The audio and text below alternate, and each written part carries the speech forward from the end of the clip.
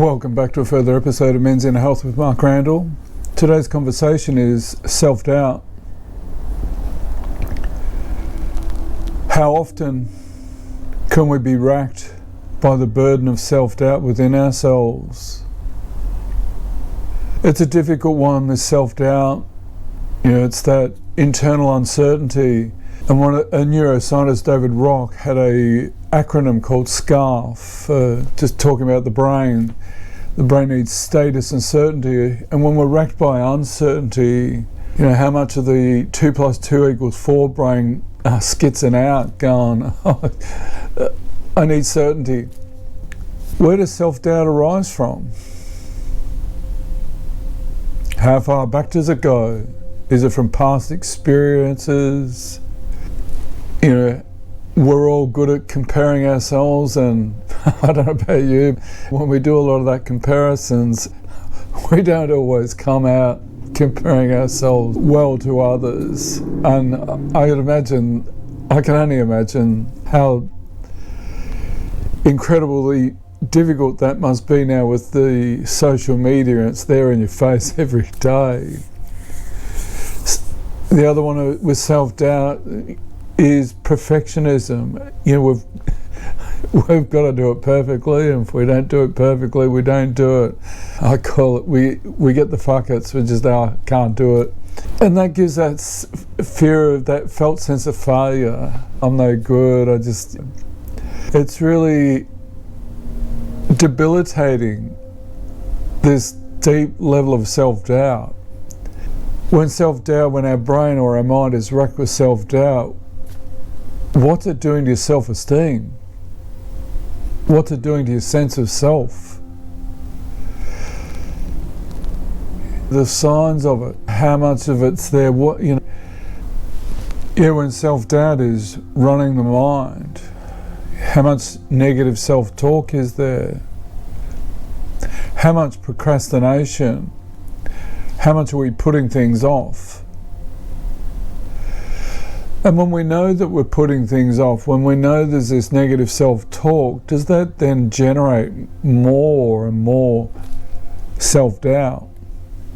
When there's self-doubt there in your mind, do you notice what's going on inside your body? What's your energy like in your body? Is your energy full of vitality and positivity? Probably not. It's full of negativity, heaviness, getting down on ourselves. Perfectionism and the fear of failure. Fear of failure is a huge one for men. How do we start to rewire? How do we start to reframe this self-doubt? Yes, self-doubt it's normal and natural. We're always going to have some level of self-doubt, and maybe to have some level of self-doubt is probably a positive thing, really. I was listening to a Michael Gervais mastering podcast, and he was talking to a rock climber, no ropes guy, and I can't remember the guy's name, but I'd have a lot of self-doubt about that, and maybe that's good self-doubt to have that, you wouldn't see me. That's positive self-doubt. And the self-doubt that we're talking about here it can be really crippling. It's awful to have that level of uncertainty in your mind. And I wonder sometimes too whether, because we men are really good at using the thinking brain, the 2 + 2 = 4 brain, can we keep maxing it out? And I think the working brain is like the startup RAMs in a computer. We've only got 10 gigs of working memory, and because we overthink and overanalyze too much, are we maxing the working memory out? And the more we're maxing it out, can that also facilitate more self-doubt, more uncertainty? It can. What are the measures that we can take to start to reduce or start to minimize, just to normalize a healthy level of self-doubt? one of the first important is that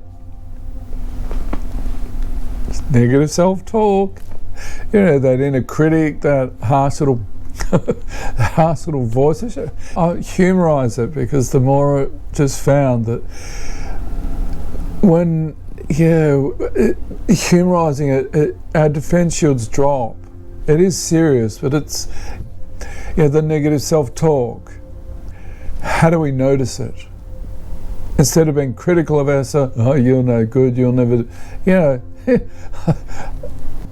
get the gist. How do we celebrate the small wins?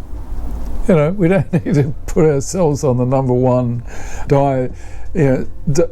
stand, but how do we just celebrate the small wins? Just that little fist pump. Because when we give ourselves that little fist pump, we give the endorphins, the dopamines, the reward neurotransmitter. We get that spike in our brains. How might we set realistic goals? This self-doubt stuff, it's complicated, and maybe there's some further conversations around it. With self-doubt, we can set that perfectionist self, it's going to set high expectations, and sometimes can we set the bar too high? And can we be setting ourselves up to fail, which can then facilitate that self-doubt narrative? Not only is the narrative in our minds, but what's the emotional component to that narrative? When we constantly set the benchmark too high and we're perfectionists, next to the perfectionist is that negative inner critic. They work hand in glove, setting us up to fail. What's that costing us? What's it doing to our self-esteem? How do we seek constructive feedback? Yes, we've got positive traits, negative traits. We've got our strengths and our weaknesses. We get feedback, constructive, healthy feedback on our not so great, our weaknesses, not such great strengths.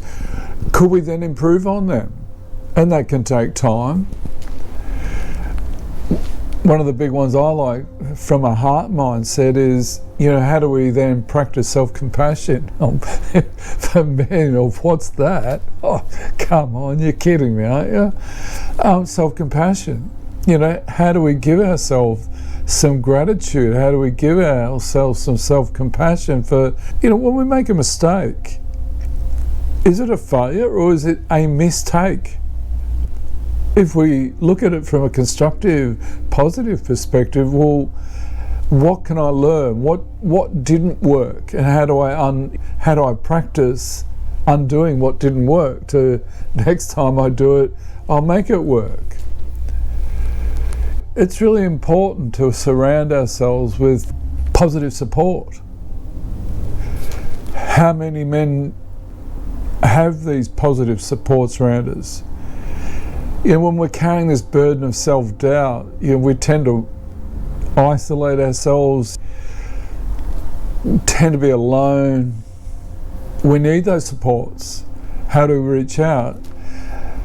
And when we've set realistic goals, how do we just go and do it?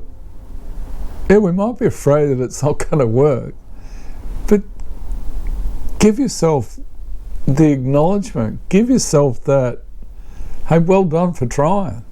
It didn't work, not the end of the world, but it may have worked. And with practice we can get better at it. Instead of self-doubting, how do you listen to the early warning signs? Is there an increase in that negative self-talk? When it is, stop.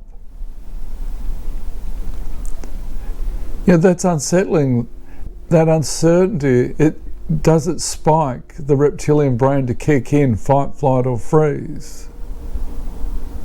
Probably it does. When the self-talk amplifies, notice it. The development of more mindfulness. Bring in the self-compassion, to bring in that kindness, that deep inner wisdom voice that's just going to say, it's okay, let's give this a crack. If it doesn't work, it doesn't work. how do we break that down and look at it and talk it through with a mentor or with a coach, or doesn't matter who you use. Talk it through. And maybe next time give it another crack and implement the knowledge and the wisdom that you gain by talking to someone that's giving you that constructive feedback. Self-doubt is a horrible voice inside our head that's constantly judging us. You know, that thinking brain, right, wrong, black, white, you know, yes, no, good, bad. Is it really? There's more to life than the duality of our thinking. And yeah, our past mistakes. Yeah, perhaps we can do some healing on those past mistakes and bring some self-compassion to those past mistakes, those past failures. What's wrong with that? I betcha you forgive others, you'll forgive your kids, you'll forgive your partners for whatever the mistakes they make, but do you forgive yourself for it? No. Well, perhaps it's time that we did start giving ourselves forgiveness, and the more we give ourselves forgiveness for past mistakes and past failures, maybe then we can start to reduce the narrative of self-doubt. Be gentle and enjoy.